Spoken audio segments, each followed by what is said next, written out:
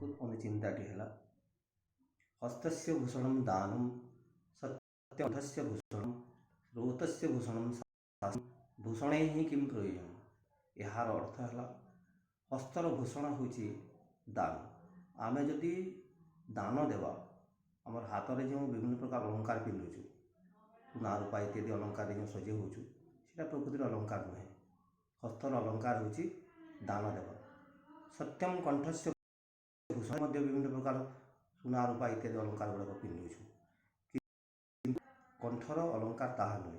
कंठर अलंकार है जे सत्य। श्रोतस्य भूषण शास्त्रम।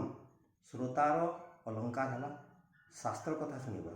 आम जदि शास्त्र विभिन्न प्रकार नीति कथा गुड़िक जदि शुणा ताहले आम मनरे सब प्रकार सब विभिन्न सुप्रवृत्ति गुड़िक भल प्रवृत्ति गुड़िक जात हो। तेणु भूषण व अलंकार कौन प्रयोजन अच्छी। जय जगन्नाथ।